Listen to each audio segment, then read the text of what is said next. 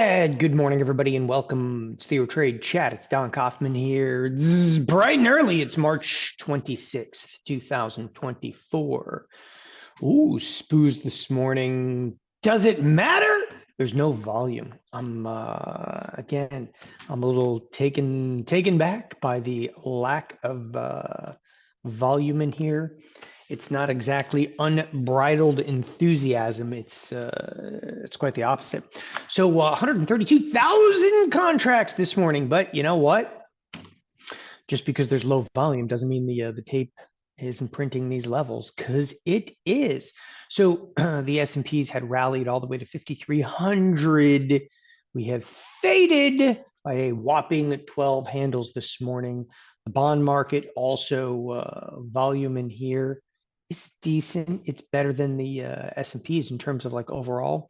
The notes actually seen about 500,000. There was a lot of economic news out this morning that was shifting markets. But look, there was some sell side going on before. This was durable goods that came out right here. So you can barely even see it. Durable goods came out. It was good. So we're going to open up this morning, but mildly so. There's also some pretty heavy news on Apple, which to me, you would think would be priced in at this point. But there was, I mean, it was huge. The news that came out this morning on Apple is they are dead and nearly buried in China. There was a quick drop to the stock. It already recovered a little bit. It's just a nominal move. I mean, the move right now is only like what, a couple of pennies, you know? So nothing, nothing going on there per se. Some of the other major tech stocks here, there's nothing going on. Amazon, Microsoft. Microsoft has a good bid under it. Nvidia is up about $8 in the pre-market. That's going to be fairly critical again to watch today.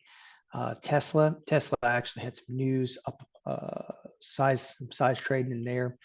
So a little bit of a bid under a handful of tech stocks. Nothing though. That's real market mover. There is one other aspect in here that comes to mind this morning. It looks like we're heavily correlated, which would be unusual. That is, even though we're barely up, you know, look, 0.2% isn't really any movement. But even though we're barely up, a lot of stuff on my screen is up. It doesn't look like we're going to see anywhere near a 50-50 advanced decline line. With that, let's come to today's cash open.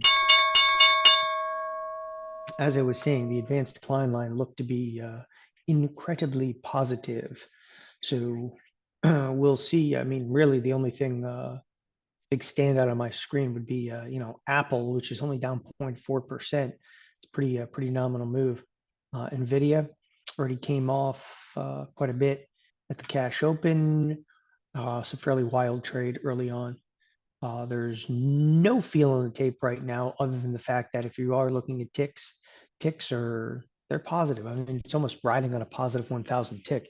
For those of you who really don't know, like what tick basically means, it's just, look, things uptick and things downtick. Those ticks are actually recorded, and here they are. But there's several different types of tick. The tick that's printed right there, positive 946, that tick is NYSE. Okay. Then we actually have other ticks. Which other ticks? Well, we have all of them. If you actually zoom in here and look at what's called comparative quantics, there's Russell, and there's MYSE, and there's Nasdaq, and then there's a S&P tick. So I have tendency to look much more at comparative quantics than I do the individual tick. But ticks are strong this morning. I don't think that means a whole hell of a lot, though, if Apple sees some sell-side activity. Nvidia is not very active yet. Look, there's nothing dragging too heavily on tech. Apple is, again, down 0.5% means nothing. Just Apple is offsetting some of the gains of Microsoft, so nothing to see here. You're still in the Nvidia hands, and that has been the trade day in and day out. Somebody was just mentioning, Tesla. So there's no question Tesla has a bid back under it. And again, Tesla is largely news related. Okay. It's again, um, truck production. There's a couple of different stories out of on Tesla, but generally speaking, okay, electric truck production, yay! It's kind of a nothing story, but I say there's always 8 or 10 stories out every single morning on Tesla, whether they're viable or not. But the one that actually has the bid under the marketplace is the Italy story. Interesting and ironically enough, Bernstein this morning also cut Tesla's price significantly, maintains underperform. So I have to love that. You really do. Anyway, with that being said, the Bernstein rating, means absolutely nothing. Stock's up almost 4%. See, I like stuff like that. What a slap in the face that is. You come out with a new rating, downgrading the stock, underperform, if you will.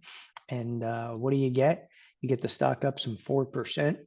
I like that no one's listening to the ratings anymore. And I suggest you wouldn't either. I mean, one thing you have to call into question is, again, the S&P is bidding back up here a little bit. One thing you always want to call into question, especially when it comes to ratings, when the analysts come out, those analysts that are actually putting together the research reports are barred from participation in those individual stocks. So when you have someone that has absolutely no skin in the game, whether long or short, that is coming up with reports. It's not like a hedge fund. There was a hedge fund for years that would produce like bearish, papers about companies, but they would actually be trading it. Not exactly an analyst, but the analysts at all the big firms, they are barred from execution in there, which drives me insane. So S&Ps are lifting just a little bit here, and it's if you're kind of curious where it's coming from, a little bit everywhere. Again, as I said, the advanced decline line this morning is stronger than it has been in quite some time. Yesterday was just a utter incomplete slop fest. This morning, there's some activity, right? And there's a little bit of a bid under the marketplace. I just, I don't feel lovely about the bid under the marketplace on such incredible light volume.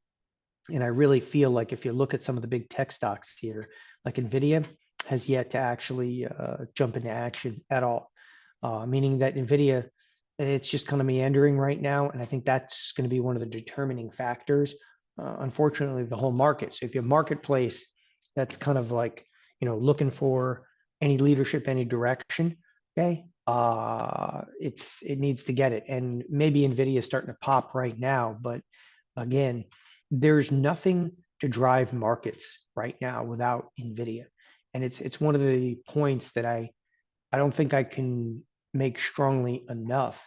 If you look at the S&Ps, especially on a year-to-date basis, but specifically this move, and you look at the year-to-date, okay, what got us up 10%?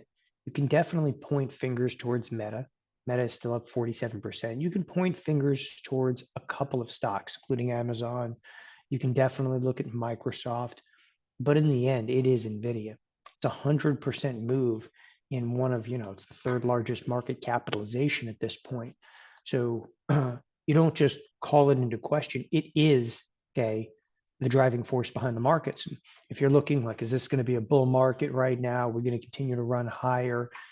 That answer has to be found exclusively in Nvidia, because nothing else right now is stepping up. Nothing, There's nothing else in a leadership role in here. Not even, Microsoft. Microsoft, look at the options activity in here this morning. I just want to make a quick point, okay? So here's your biggest market cap out there. It's traded 10,000 contracts, okay? And there's no leadership whatsoever. If you take a look at Tesla right now, things already traded 300,000 contracts. And, Tesla's only like half the size. In terms of like share price, it's only like half the size, not even half the size. But point being is, again, there's just no leadership role out there. If you take a look at Nvidia, even Nvidia doing about 50,000 contracts, okay, that is not the heavy kind of call buying we've seen. So I could have guessed that just looking at the share price right now. So it's the world once again, especially in like slower days, like you're in right now. Okay, it's critically important to understand that again, what got the marketplace to what it is not only Nvidia, but what got the marketplace to what it is this driving force of option order flow, and that option order flow has completely dissipated. Speaking of option order flow dissipating, just to make another brief point, I've been bringing this report up almost every day, but let me just bring it up one more time. Take a look at this was yesterday, of course. You can't have a OCC report while the market is open, but this is yesterday's OCC report. Okay, it wasn't just slow yesterday. By the way, it was slow in the S&Ps, but this is beyond anemic. We only did 35,000 contracts yesterday. Average in March has been 48. It was 49 the other day, but this is, taking the average down, taking that batting average. Okay. Why do I keep pointing this out? So I'm serious. That's what you want to think about. Like, so I keep pointing out like the OCC report. Why do I keep pointing it out? Well, it's light and we're coming into summer. Please, we're coming into summer. Okay. The start of spring was like what? A couple days ago? This is usually a very active time for markets, very active time for markets. Moreover, if we take a look at the S&Ps, I want to bring this up, and then this is where somebody goes, it's a holiday week of trade. Yeah, I got that. It's a 4-day trading week, okay? But it is the end of the quarter, and the end of the quarter should be a relatively, okay, impactful time. Like there's a lot of crap that usually goes on towards the end of the quarter. Moreover, there's even options expressly traded. Come back to that volume in a second. There's options expressly traded that are quarterlies. So the quarterlies are not only the Thursday expiration. By the way, Thursday is the end of the week. The quarterlies are heavy. It's an end of month. Okay. These have a crap load of open interest in them. Okay. So like you can see there's some heavy open interest. And it's almost baffling as to what has transpired here. But the only thing, like if you want to give it like summation over here, first of all, the volume yesterday, we didn't do anywhere near 1 million contracts in the S&P futures yesterday. Okay, I'm going to put my mouse right on the screen. Are there any other times where volume was this low, okay, during any active trading sessions? And the answer is no, not really. Okay, you're actually looking at some holiday trading sessions in here. Just to be clear, there's holiday trading sessions packed into this. And that's how low the volume is. You got to go back to times of Christmas to see volume this low. So again, this is where nobody cares, this, that. Okay, it's the option marketplace, and we've been all over it. Like the trade has dissipated in here completely, and that would be actually the gamma squeeze. The gamma squeeze is gone now. The gamma squeeze has a lot to do with obviously dispersion, yada, yada, yada. Let's not go down that road again. But two things on that front. Number one, do not discount the ability for that squeeze to try to come raging back at some point. Not saying it's going to happen today. It doesn't look like it's going to happen today. This is a complete and utter slop fest. I mean, hell, you have Tesla that's actually keeping the Nasdaq higher. Okay. Pretty bad when one of your worst performing stocks is what's keeping the marketplace higher, which by the way, I'll take all day long. It's one of the bullish positions I have on right now in Catapult. Anyway, I am in a bullish Tesla position. It's up almost 100%. Okay. And again, I put this on in a couple of different ways, a couple of different, accounts and so forth. So it's against the MES I'm losing though a little bit on the call. So if I'm losing on the call, but I'm making money on the call spread, we just need a little bit more decay. Can somebody bring out the decay? Speaking of Tesla, take a look. This trade, 52 days out, it is in the money. He's in the money. Winner, winner, chicken dinner. Anyway, the squeeze appears. I'm starting to finally wake up. It's a little slow going today. I'm okay to go. I'm okay to go. Um, Not bad. All right. So with that being said, that that driving force behind the marketplace for the last couple of months, it's dissipated, and the fact that it's dissipated, you got to wait at this point a little bit, and you go, oh, what are we waiting for? That's a good question. Okay, something needs to be a catalyst. So you're going to be waiting for a catalyst a little bit. And speaking of a catalyst, just to give you orientation this week, and we didn't really mention this too much, but this week I believe we have what is a $54 move, plus or minus 54 bucks. You can see the actual move is massively unchanged. We're already, today is halfway through the trading week. And again, it's very confusing for some people. This week we will be closed on Friday. Why is it confusing? Because the PCE data comes out on Friday. Thank you. That's government work for you right there. Let's release a major economic number on a day that the market is freaking closed. That's a good idea. You know, it makes me think that they must know that number is gonna suck. Let's release it when the marketplace is closed. That way, nothing can possibly happen, and everybody will forget by Monday morning. I'm going with that logic. It's working for me. In any regard. Yeah, no, am I bothered by that? Yes, I am. Look at this. The advanced decline line came back down to a 50-50. By the way, what I'm talking about is this. Okay, so again, the market here is closed. And the biggest number basically of this month, aside of the Fed, would be personal income and crap. That's PCE. That's right. Personal income and crap is what we're looking at. And the marketplace will be closed. Retail inventory, wholesale inventory, okay, all of it is coming out on Friday morning. Okay, it's anyway. So I say the market's waiting for a catalyst, but of course they're going to close the market when the next catalyst comes. It's good enough for government work. All right. Just taking a quick glance back over here at the S&Ps. So volume still very light in the first few minutes of trade. Like I'd like to tell you that, you know, this is going to be big and it's going to be spectacular, but maybe not so much. Anyway, with that, let's go look at some individual stocks. So we've talked ad nauseum about volume. It sucks. How's that volume doing? Oh, my professional opinion is that volume sucks right now. But the stagnation, and this is stagnation inside. I mean, yes, Nvidia's crept up a little bit. It's only $100. Okay, but if you haven't looked at the expected move in Nvidia, the expected move in Nvidia just to the end of this week is still like 35 bucks, right? And it's moving well with inside that.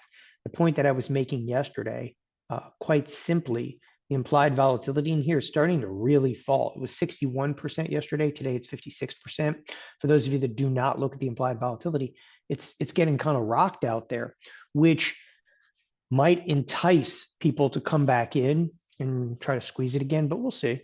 Okay, speaking of squeeze, look at Tesla. And that thing, it's exploding higher on volatility going up. In fact, you got to go back to like a 3-year to see volatility, like what it's capable of. Volatility is really picking up in here. Just so you guys are clear, the study that I'm using down below here on thinkorswim, this is an implied volatility range. This is not pure implied volatility. This is like an implied volatility percentile that's being plotted, and it's giving it like a 80-20. Okay, it's almost like a RSI. Like I had them build it like it was an RSI, where you know it's Implied volatility is low, it's under 20. Implied volatility is high, it's above 80. But this is actually, it is not a standard ranking. It's actually an IV percentile. Okay. And you can see the IV percentile is the 50th percentile, right? And we even put a implied vol, expect EMA on there. Okay. So it's like a moving average. Okay. An exponential moving average on top of it. I don't know why I had that on there, just for fun. Anyway, so you've got implied volatility picking up with the stock actually picking up, which is this is indicative of more squeeze conditions in here. So squeeze me. Look at what's going on today inside of Tesla. The number of calls traded at the ask or above is almost double the number of calls traded at the bid or below. It's 10 times the norm. It is huge size in here. Whatever you want to say, like that is trade that's jumping in and squeezing the stock. Okay, it's again some crazy stuff going on, and again the trade inside of Nvidia has totally dissipated. So you're left kind of like wanting more. Now, let's talk a bit about Apple for a moment. Okay, I'm not so concerned about. By the way, I'm interested to see why Apple implied volatility is so high. This is one that's falling, and the implied volatility is high. It's also not a very great sign. So with Apple, okay, let's look at the for those of you that are into technical analysis, okay, in the technicals inside of Apple, far be it from me to predict direction, okay. Yes, it was not an EMA, sir. It was an implied volatility with an EMA, okay. I don't know why they put that in there. I asked the developer guys to put some crap in there, and I know how to take it out. I'll just delete them, delete the damn developer, delete it all. Okay. Although we're not allowed to call like a software developer is not a developer anymore. Now they're an engineer. Okay. I can engineer this. Engineer your way out of a wet paper bag. Yeah, they're going to need some engineers in Baltimore right now. By the way, we have two individuals that work here with us at TheoTRADE that are less than 5 minutes away from that bridge that collapsed. One of which was telling us this morning, yeah, his kids can't get to school. So snow day, it's like bridge day, but like with snow, it's not good. It is not good. Anyway, back to Apple. Apple, okay. And again, in my opinion, yeah, you guys you're gonna love this one. And like my EMA, at that 170 level looks pretty critical. Okay, just for what it's worth, you start coming under there, that is going to open that door up. And I believe that is why you're seeing the implied volatility start to pick up. There's like the earnings are way out here. No one gives a damn about that. It's all the way in May. The implied volatility, though, as the stock's been falling, has been picking up a little bit. That 170 level looks pretty critical. So what do you guys think? How do you want to trade something like that? By the way, you can go back on 5 years and see how critical that 170 level looks, even more critical on a 5-year chart. Like you start to break under there and it's over. So, and you can see that Apple has clawed its way back. By the way, the news in Apple, I commented this earlier, but I'll kind of refresh everybody's memory. I believed that it was largely priced in already. Okay. Anyway, the news that came out was actually a government statistic that said Apple sales in China were off by 33%. But there's an interesting ironic twist to that. Tim Cook is actually in China right now, apparently possibly meeting with the, whatever you want to call them, the lead dictator in China. I feel weird calling him like a president of China, but okay, head dictator? Okay, we're good with that. This is unusual, though, to see the stock. It's just basically dead flat on news that 33%, okay, of its sales are off in China. Okay, I mean you have to start to really think about it and start like maybe it is priced in. I mean the stock's actually down 8% a year-to-date basis. There's one thing that really resonates with me. Okay, um, sorry, I was reading Mark's comment over there. There's one thing that really resonates with me though. Okay, and that's this: did you ever think that the market could be up this much with Apple down this much? Apple's down 8% a year-to-date basis. I mean, the one thing is like you kind of have to understand it doesn't matter necessarily the S&Ps are. That has really got to undermine, if you will, the safety of the S&Ps because you start to like chip a couple stocks out from under you, right? What's holding it up? Nvidia. What do you got in Nvidia? I ain't got a damn thing. Okay. Speaking of Nvidia, I was thinking about this the other day. So AI is the future. Okay. How many people here, and I'm not being facetious, how many people here are actually subscribing to Microsoft's Copilot? Is anybody here subscribing to Copilot? I'm just curious. Okay. Because I keep getting advertisements constantly for it. Copilot is everywhere. Okay. I can't turn on my computer without like Copilot being thrown in my face like 5 times, literally, like not being facetious. Copilot's everywhere. By the way, NVIDIA looks like it's going to break down. So one of the things that's definitely come to mind, by the way, I do subscribe to the $20 a month, not for Copilot. I subscribe to ChatGPT, okay, because it amuses me. So do we have any Copilot people? Any Copilot people? All right. Kenman, I'm helping you, man. Okay. You should drink. When your wife says drink, you should drink. Disabled Copilot. Nice. All right. Copilot is free for you. Jonas, where the hell are you that Copilot is free? Okay. Yeah, I was kind of curious. Well, they own half of OpenAI, so let's not feel too bad for Microsoft. Okay. GitHub Copilot. Yeah, dude, I don't really know what that is. I have to take a look at that.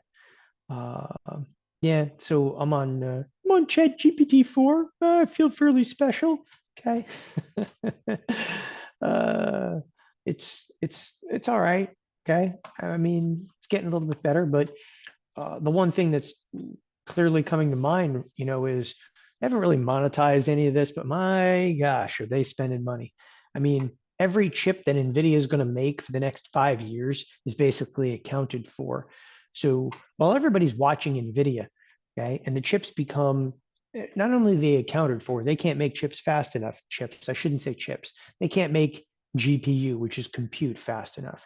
Okay, I shouldn't call it chips because it's not chips. It's not Intel. It's not AMD. They can't make compute fast enough. While we're all looking at this, one of the things you got to start to think about is, okay, who's going to come up and actually, it's not about rival NVIDIA. Okay, they need to build their own compute. There's going to be other firms that are going to come out. It should be interesting though. Okay, it comes free with the Bing app. Oh, oh, I feel so dirty. Okay, yeah, Copilot is ChatGPT, but it's Microsoft's version. I was just curious of that because Microsoft over here has rallied on the idea that AI is everything. Okay, and they do own obviously like half, okay, of it being ChatGPT, but no one's actually investing heavily. It looks like at this point. Should be interesting. Should be really interesting. Meanwhile, they're punishing Apple for not being invested into AI. All right, onward and upward from there. Just curious. uh, the way Greg, that's awesome. Greg was commenting in chat, a young lady that works for me, and ChatGPT is literally her best friend. Okay, it's not weird, man. That's sad. I'm sorry. I hope that no one can hear this right now, especially her. But that's not good, dude. It's sad. It's really sad. It's just, by the way, when you look every time I draw a distribution curve on here, if you're curious how ChatGPT, you should look how ChatGPT works. It's no different than some of the mathematics that are used in options trading. like literally some of the mathematics used in options trading, specifically like, you know, you look at like probability, Brownian motion, and it's all very, very similar. The equations are really similar too. I was actually surprised. I did not know that until, I don't know, a couple of months ago, in discussions with an individual that's heavily involved in that. Anyway, Apple, the 170 level. So the reason I'm looking at this level, I would think we might be able to take advantage of a position in here. So there's a couple things you can do. Number one, there is earnings coming up.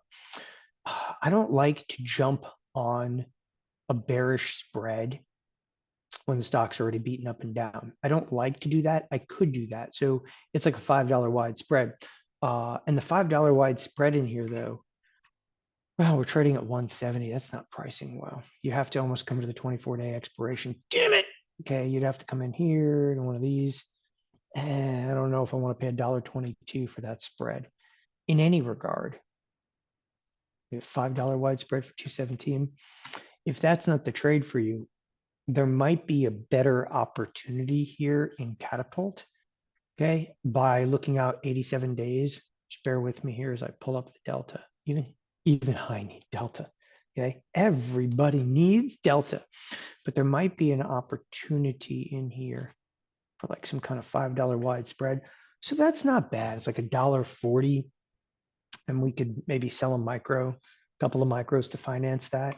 I don't think that's so bad.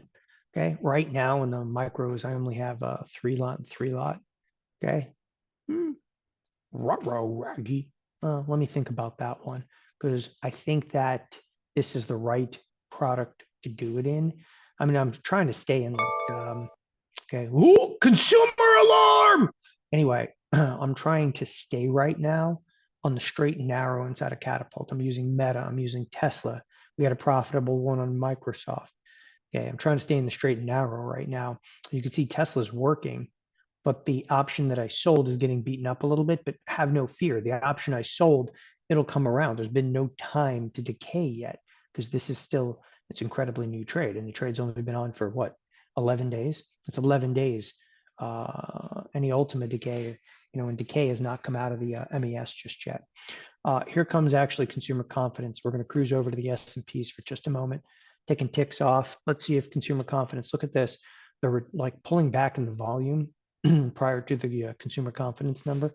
We're not even doing but 1,000 contracts a minute, the first half-hour trade. That is not exciting.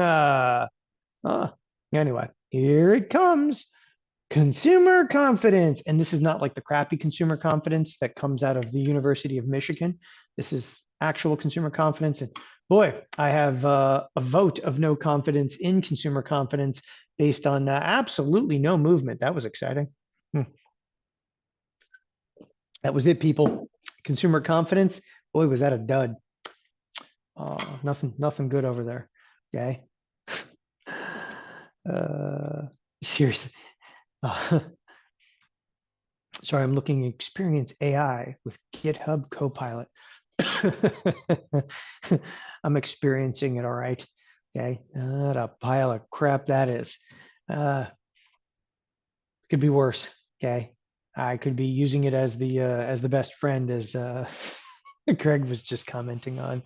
Okay, sorry about that. Continuing onward. So S&Ps may be picking up just a little bit after that. Nasdaq actually saw some movement to the upside in the consumer confidence number.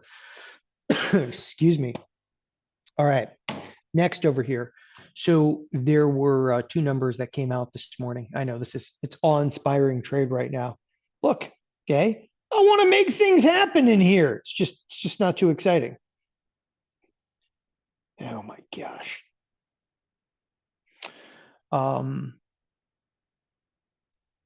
Sorry, I'm watching the S&Ps here for a second. Yeah, no, I was expecting a little bit more price action out of today's trading session. First of all, right back here, this was durable goods. So durable goods came out in here. Durable goods came out actually pretty good. And remember, good is definitely bad. So when durable goods were good, we sold off a little bit because it's inflationary. On top of that, you know, one aspect that was important, okay, was the fact that well, first of all, durable goods was inflationary, and then home prices came out. There was a Case-Shiller number. So everybody's kind of clear on this. Case-Shiller came out right here. The markets don't care, but the Fed definitely looks at it.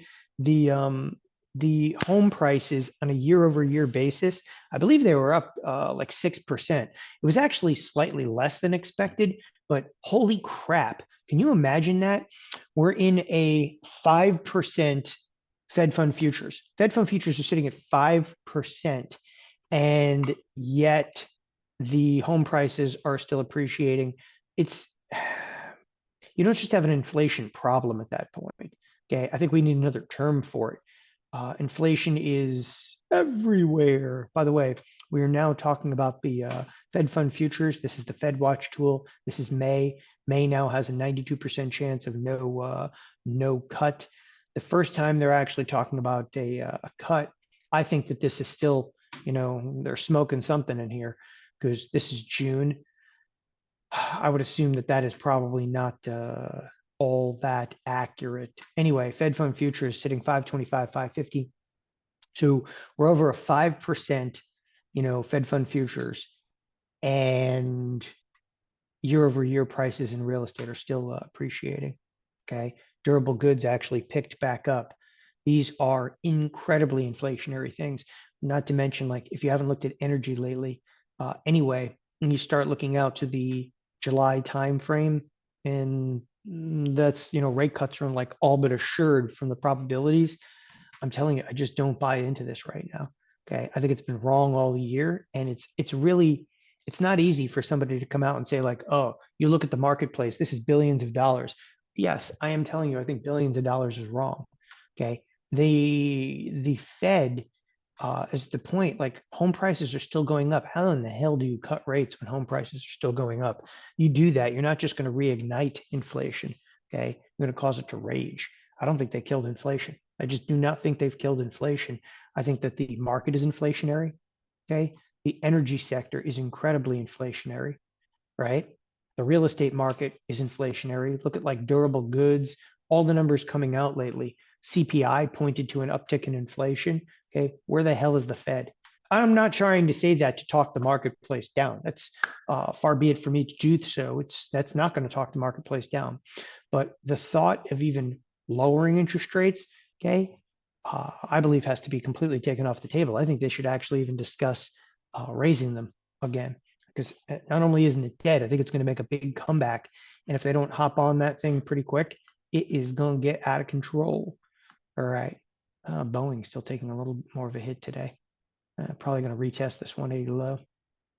That's another possible trade. Another opportunity here inside of Boeing. You know what? I hate to have to trade news though like that. Okay. So there's nothing like shorting Boeing.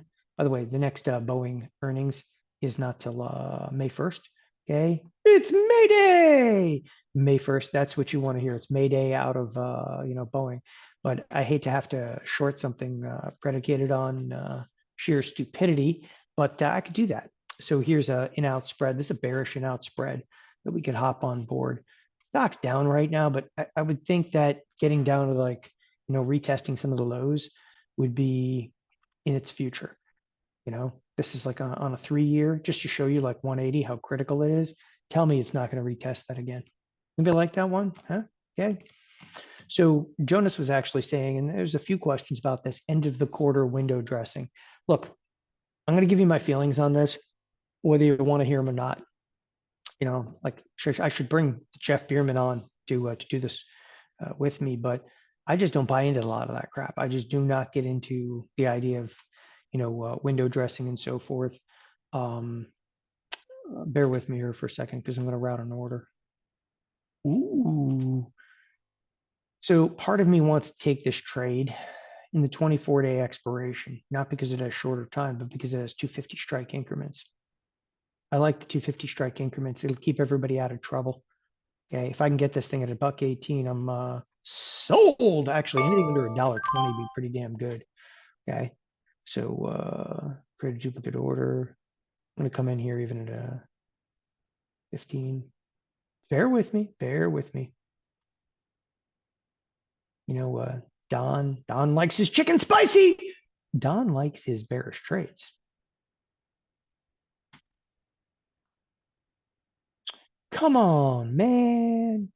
117 is still a pretty good fill. Anything under like that 118 is a good fill.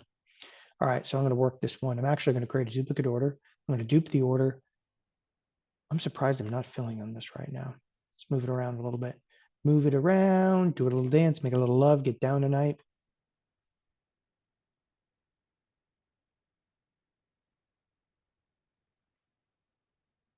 All right, I'm going to copy this order, put it down below.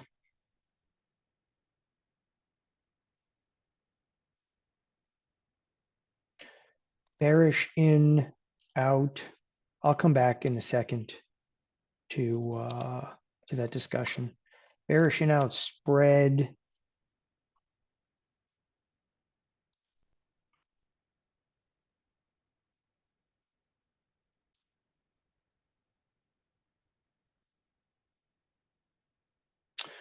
So we're doing a bearish and out spread predicated on the idea it's going to retest recent lows around 180.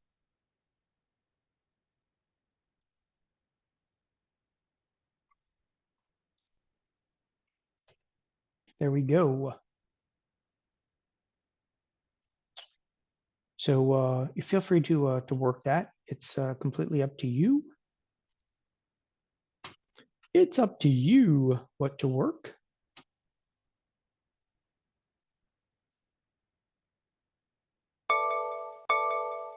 There we go.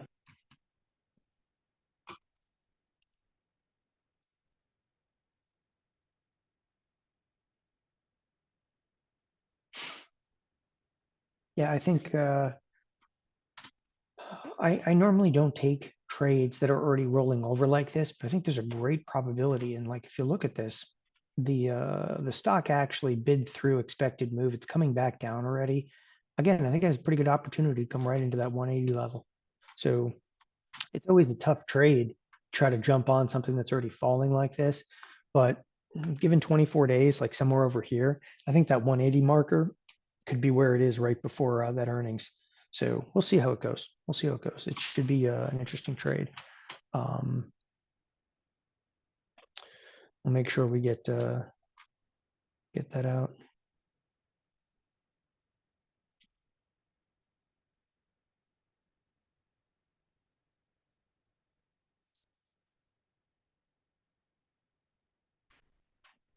All right, with that, there's always one in the crowd. Look, I did it for $1.16.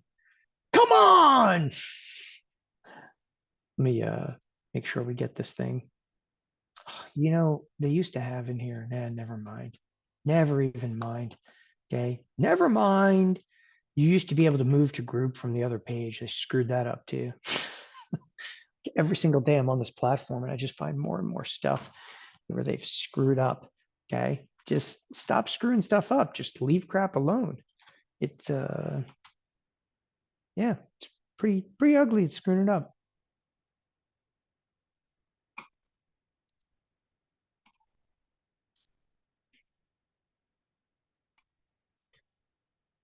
All right, onward and upward over there. Sorry, I wanted to work that that order. Okay. Hmm. Yeah, some people are getting fills at $1.17. That's good. So filled one at $1.18, $1.17. I'll just create a duplicate order over here. Yeah, we should be able to fill more there. Okay, we'll work that at $1.17. And again, on this spread, watch volume and open interest. Okay, if you're kind of curious, you know, the bid offer spreads in here. Look, it's almost a $200 product, but we spliced through those bid offer spreads like they were nothing. So no problem. Fills are good in here. We'll be able to get executed and get some size on in there. Anyway, as I was saying about like window dressing and so forth. So for those of you that have never heard the terminology of window dressing, and Jeff Bierman could probably go into a lot more depth. He actually looks at that, and I've looked at it over the years. Okay.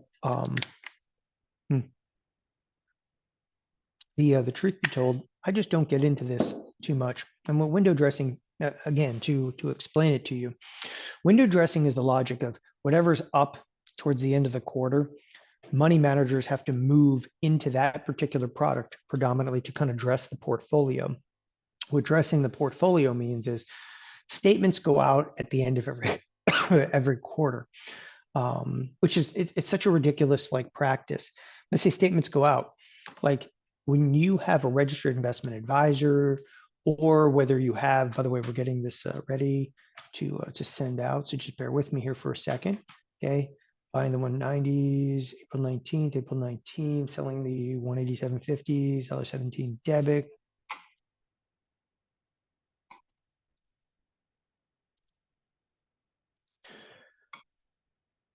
All right, and this text is going out. So that is going out. All right. So in the window dressing logic, okay, you have all of these fund managers and so forth that have to send quarterly statements. And in doing so, they dress the portfolio before sending the statement out. And I'll just give you an example. Like if something like, Meta has performed extraordinarily well over the first quarter, which clearly it has. On a year-to-date basis, Meta's up some 46%. So if their portfolio doesn't already have Meta, the logic is we'll sell anything to basically put ourselves into Meta. Okay. Now, if that were true, though, Nvidia would be basically the top performer, right? On a year-to-date basis, Nvidia is up basically 96%. Of course, you would also say like, oh, what about SMCI? Sure, what the hell? Okay, SMCI is up like some 300%. Now it's added to the S&P 500. Okay, the idea is that the portfolio would have to have something like this in it. So they go out and buy it just to dress the portfolio. And that's what window dressing is, right? In today's day and age, I just don't buy it. And I just don't buy it. I mean, with everything going on these days and computer trading and so forth, are we looking at this archaic idea that used to go on in like the 1980s? I mean, Jeff's old. Like, look, Bierman is he's old. It's all there is to it. And the older they get, they shoot horses, don't they? So Bierman's getting up there in the years, but a few more rings around the old tree. I'm not really into the idea of window dressing. I will say this though, if there is window dressing, you would look at certain sectors too. You would look at the financials on a year-to-date basis. Okay, everybody loves them. We'll see how it transpires into the end of the week, so that the marketplace, in that case, would have a positive bias into the end of the week as people try to throw money into the portfolio. So the way that the statements work is so ridiculous, and this is why I think it's ridiculous. The way that a statement works, it doesn't matter what you did in the quarter. It only matters what you traded like right before the end of the quarter. So maybe you did not think about this. Okay. Yes, Joyce, that was directed purely at you, Joyce. Okay. It's funny because all the gentlemen in here were like, yeah, that's me. Okay. The ladies are like, oh, I can't believe you even said that. Okay. It's open mouth, insert foot. Okay. Foot in the mouth. I'm pretty good at that. Anyway. The older folks are rising up. They can't get up. It's okay. Anyway, the point being of that, the AARP. I'm a member. The point being, and the reason I don't buy into it these days is like you may have not owned, just to make a quick point, maybe you didn't own Microsoft. Everybody owns Microsoft, but maybe they didn't own Microsoft at all during the quarter. As long as you buy Microsoft, okay, one day into the end of the quarter, it goes into the portfolio that gets sent to the client. And the reason I don't buy into this BS anymore is simply because yes, we get quarterly statements, and yes, they still mail them out, but some people actually choose to receive it electronically, which you can technically do. But the reason I don't buy into it is at any point in time, anyone can just click a mouse and they see the portfolios like that. It didn't used to be that way, okay? But it is, okay? It's sir,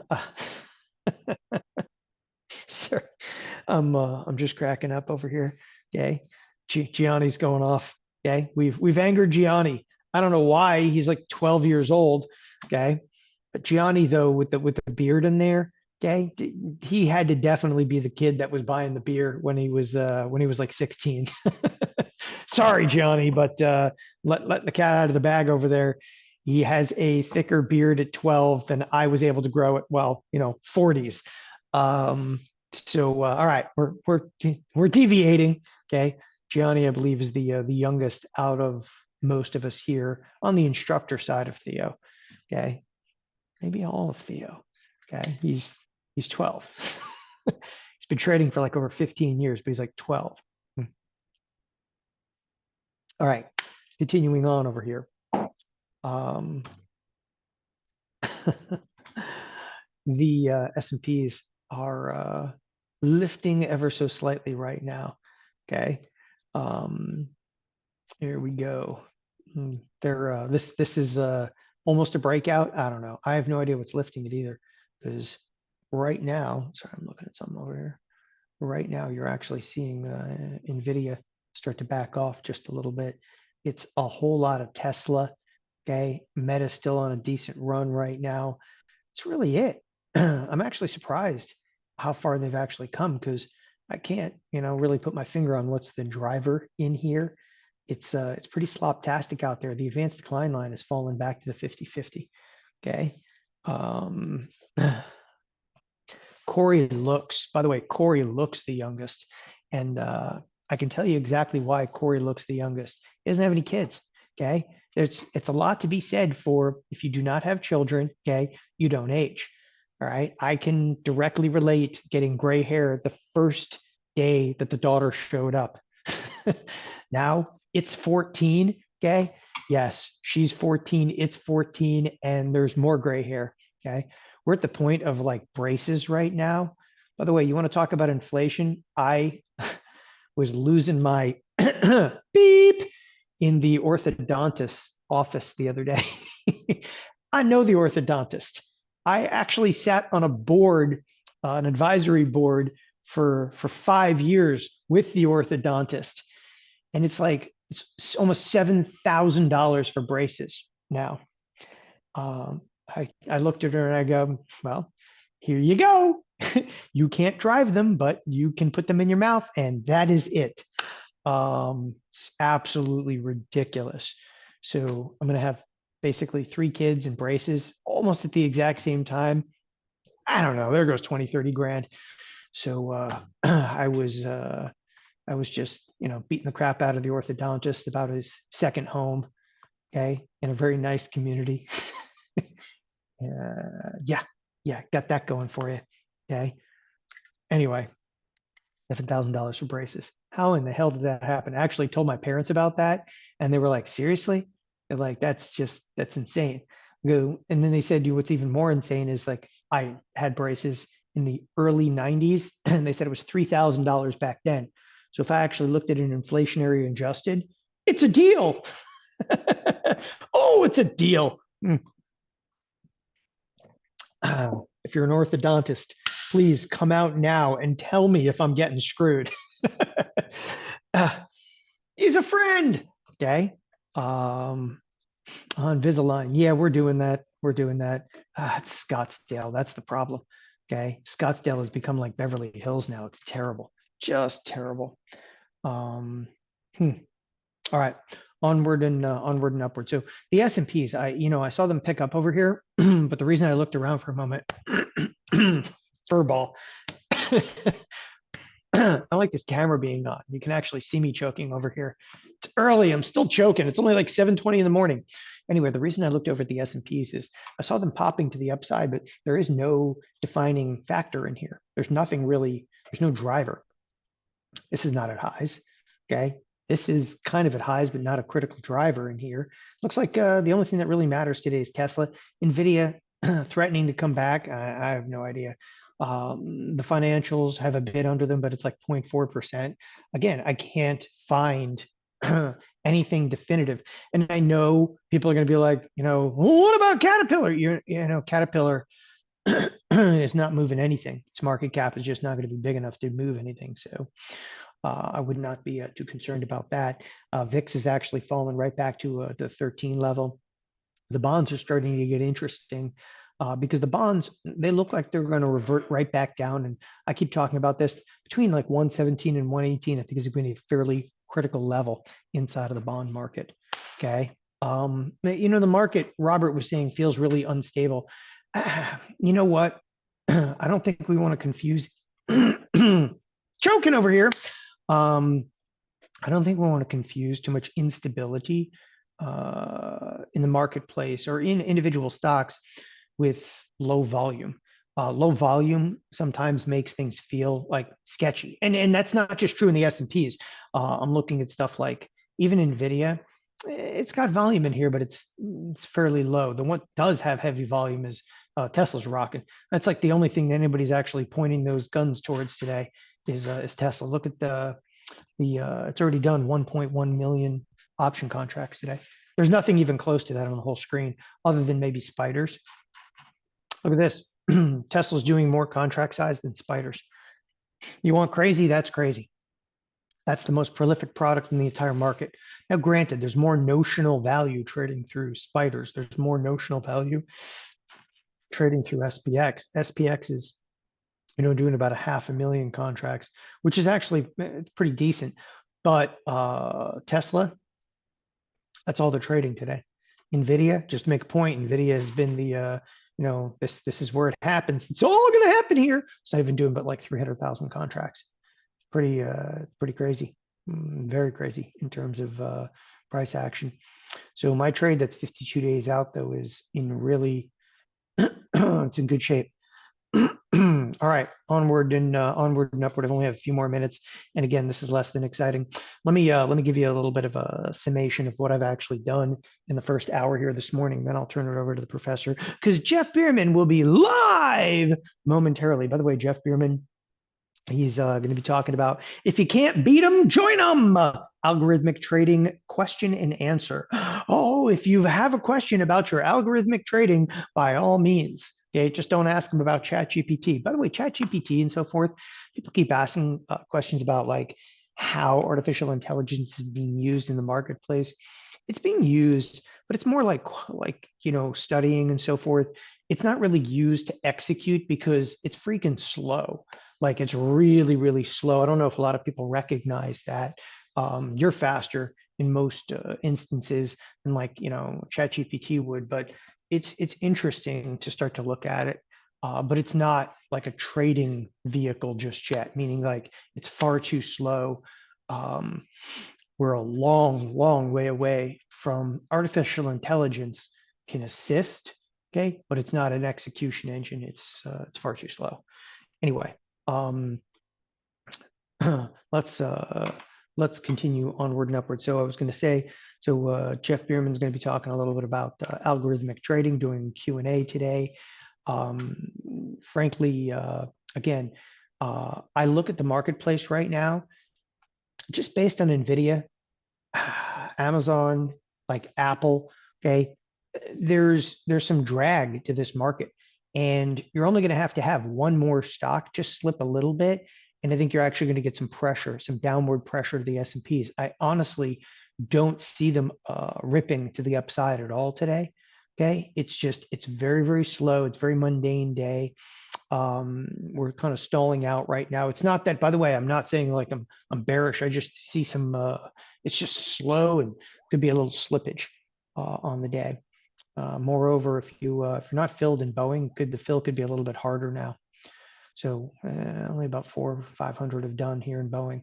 That thing slipped a little bit after we filled it. We'll see how that transpires.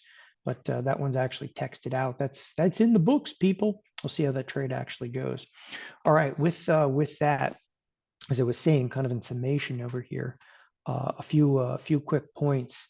Okay, number one, as I said, the S&Ps. Okay, it's just like a kind of a low volume slop fest. That does not say that it's not going to pick up as the week goes on. Look, there's a lot of Fed speak going on. Okay. There's nothing else on the calendar today. There's some Fed speak, but there's nothing else really on the calendar today. Fed speak is the market's almost like ignoring it at this point and don't give a crap. They simply don't. Okay. Tomorrow, there's nothing. Okay. Not the note auctions are not really going to move us. There's nothing on the calendar for tomorrow. Thursday gets a bit more entertaining. There are some announcements. If you start looking at like 5:30 in the morning, yes, there's a couple of announcements in GDP and so forth. Chicago PMI, yada, yada, yada. So there's some stuff. And then, of course, Friday, the market's closed, but we have some big numbers coming out on Friday morning. Nevertheless, if you take a look at the expected move into the end of the week, forget about what it was. The expected move is $54. Okay, what is it into the end of the week? It's 37. Here's something crazy. That includes Tuesday, Wednesday, and Thursday. Tuesday, Wednesday, Thursday. Now, today is Tuesday, and we're already an hour into the trading session. Most days last week held $37 expected moves on a day. Okay. Now we don't have but $37 of expected move on a Tuesday, Wednesday, and a Thursday. The reason I'm pointing that out, the volatility to me right now looks incredibly, incredibly suppressed. These numbers are anemic. I know that volume is low. I do not care. Look, we're an hour into a live trading session. We've only done 300,000 contracts. That's some of the lowest you're going to see. Okay. Be a little cautious over here because if it picks up and there's low volume, markets could start to rage a little bit. It looks like Nvidia, okay, is starting to roll over a little bit more this morning. That's going to put drag specifically into the Nasdaq. Okay, I hate to have to say this to you, but it's an Nvidia world, and we're just living in it. I would say that is the biggest summation I can give you for Nasdaq specifically.